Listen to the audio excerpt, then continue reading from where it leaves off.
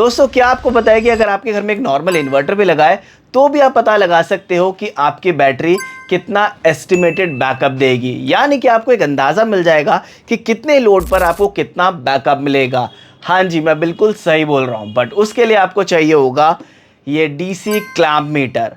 आज इस वीडियो के अंदर मैं आपको ये कैलकुलेट कर दिखाऊंगा और उसके साथ साथ ये भी बताऊंगा कि जब आप बैटरी के ऊपर ड्यूरिंग द पावर कट कोई भी अपना इलेक्ट्रिकल अप्लायंस चलाते हो, चाहे वो 100 वाट का बल्ब हो चाहे 150 वाट का कोई भी अप्लायंस हो, तो आप जो भी अप्लायंस चला रहे हो उसकी वोल्टेज से ज़्यादा जो करंट है वो बैटरी से डिस्चार्ज होता है। इसका भी मैं आपको प्रैक्टिकल कर दिखाने वाला हूं।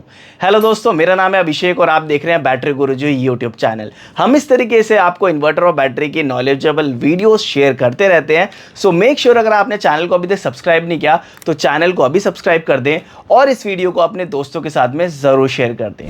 दोस्तों इस टेस्ट के अंदर मैं आपको दो चीज़ बताऊंगा। पहली तो जो एस्टिमेटेड बैकअप टाइम है वो आप कैसे पता कर सकते हो वो, और दूसरी चीज़ कि जब भी आप कोई भी लोड बैटरी से चलाते हो तो जितना आप लोड चला रहे हो ना उससे थोड़ा सा ज़्यादा ही बैटरी से जो वॉट्स हैं वो डिस्चार्ज होते हैं। यानी कि अगर आपने 100 वाट का कोई बल्ब चलाया तो उससे ज़्यादा जो वॉट्स हैं वो बैटरी से डिस्चार्ज होते हैं। वो मैं आपको प्रैक्टिकल यहाँ पर दिखा रहा हूँ। तो अभी हमने आपको एक क्लियर टेस्टिंग और बेटर रिजल्ट दिखाने के लिए यहाँ पर दो चीज़ और एक्स्ट्रा ऐड की हुई हैं।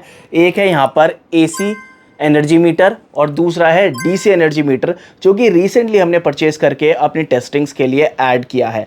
बट आपको सिर्फ एक ही मीटर चाहिए जो कि है डीसी क्लैंप मीटर, जो कि आप यहाँ पर देख सकते हो। सो आपने क्या करना है, मान लीजिए कि आप अपने घर के अंदर एक 100 वाट का बल्ब यूटिलाइज कर रहे हो। सो जो भी आप लोड चला रहे हो XYZ वो आप उसके ऊपर चेक कर सकते हो। मैं यहाँ पर एग्जांपल ले रहा हूँ 100 वाट के बल्ब के साथ में। तो मान लीजिए कि आप अपने घर के अंदर 100 वाट का बल्ब यूटिलाइज कर रहे हो। तो मैंने यहाँ पर अपना लोड ऑन कर दिया है। तो आपको भी इस तरीके से अपना जो भी आप लोड पर चेक करना चाहते हो आपको वो लोड ऑन कर देना है। जैसे कि मैं यहाँ पर मैंने 100 वाट का बल्ब ऑन कर दिया। अभी AC एनर्जी मीटर के हिसाब से 95 वाट्स के आसपास जो लोड है वो अभी चल रहा है। और आपको क्या करना है, डीसी क्लैंप मीटर लेना है और इन्वर्टर के पीछे जो वायर है यानी कि जो बैटरी की डीसी वायर्स होती हैं उसके ऊपर जाकर आपको इसे कनेक्ट कर देना है। और यहाँ पर जो भी डिजिट आएगी उसका सिंपल सा मतलब ये है कि इस टाइम जो भी एम्पेयर डिस्चार्ज हो रहे हैं बैटरी से वो आपको ये बता रहा है। यानी कि 10.1 एम्पेयर का जो लोड है वो बैटरी से इस टाइम डिस्चार्ज हो रहा है। और जो भी यहाँ पर नंबर आएंगे उसको आपने वॉट्स में कन्वर्ट करना है। तो यहाँ पर आपको किस तरीके से करना है, जैसे हमारा आया था 10.1 एम्पेयर मल्टीप्लाई बाय 12 यानी कि बैटरी वोल्टेज। तो अभी यहाँ पर हम एक 12 वोल्ट की बैटरी यूज़ कर रहे हैं तो मैं इसे 12 से मल्टीप्लाई कर रहा हूँ और यहाँ पर जो भी नंबर आएंगे वो आपके वॉट से जाएगा। यानी कि बैटरी जो डिस्चार्ज हो रही है वो 121 और 122 वॉट के आसपास डिस्चार्ज हो रही है। और यहाँ पर जो मैंने डीसी एनर्जी मीटर लगाया था वो आपको क्लैरिटी देने के लिए लगाया था और वो सेम चीज़ आप यहाँ पर चेकआउट कर सकते हो। हमारी जो बैटरी है वो इस टाइम 122 वॉट से डिस्चार्ज हो रही है और उसके साथ साथ जो एम्पेयर है वो भी यहाँ पर दिख रहा है 9.95 एम्पेयर। तो ये डीसी एनर्जी मीटर हमें और भी क्लैरिटी देता है। तो वो सेम चीज़ जो हमने अभी कैलकुलेट की वो आपको यहाँ पर क्लियर नज़र आ रही है।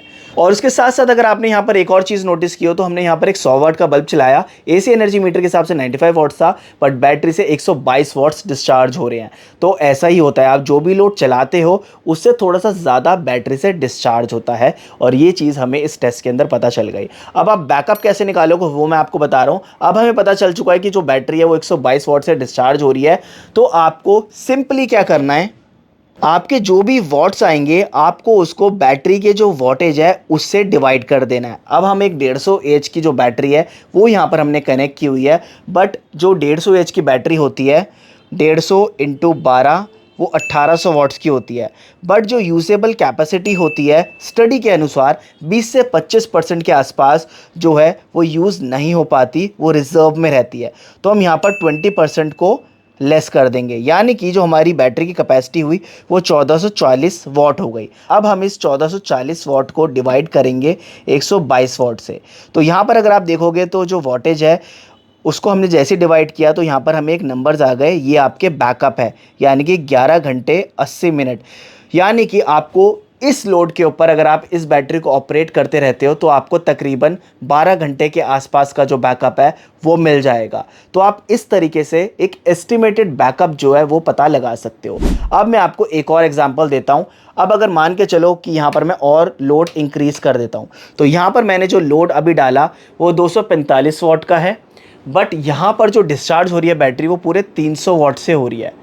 और यहाँ पर जो एम्पेयर आ रहे हैं, डीसी एम्पेयर, कितने एम्पेयर से बैटरी डिस्चार्ज हो रही है वो है 24.67, और वो सेम चीज़ आप यहाँ पर देख सकते हो 24.8। अब हम जो ये वॉटेज आए हैं 300 वाट, इसको हम अब डिवाइड करेंगे अपनी बैटरी की कैपेसिटी से। तो यानी कि 1440 डिवाइडेड बाय 300, अगर हम ये लोड चलने देंगे तो हमारी जो बैटरी है वो 4 घंटे 80 मिनट के आसपास का जो बैकअप है वो हमें देगी। कि ये जो बैकअप टाइम मैंने आपको बताया ये एक एस्टिमेटेड बैकअप टाइम है, और इस तरीके से आप एक एस्टिमेटेड बैकअप जान सकते हैं। यानी कि आपको एक अंदाज़ा मिल जाएगा कि भाई अगर आप इतना लोड चलाओगे तो आपको इतना बैकअप मिल सकता है। और दोस्तों ये जो भी मैंने आपको यहाँ पर कैलकुलेशन कर दिखाई है, इसके अंदर मैंने बैटरी की रिजर्व कैपेसिटी 20% एज्यूम की है। बट जैसे कि मैंने आप लोगों को बताया था कि कुछ स्टडी के अनुसार ये रिजर्व कैपेसिटी 25% के आसपास भी हो सकती है। तो अगर हम बैटरी की रिजर्व कैपेसिटी 25% एज्यूम करेंगे तो बैटरी की जो यूजेबल कैपेसिटी है वो भी कम हो जाएगी, जिस वजह से जो बैकअप है वो भी वेरी करेगा। आप लोग मुझे कमेंट करके जरूर बताएं कि आपको ये वीडियो कैसी लगी। साथ ही वीडियो को लाइक कर देना, चैनल को सब्सक्राइब कर देना। मिलते हैं नेक्स्ट वीडियो में, तब तक के लिए जय हिंद, जय भारत।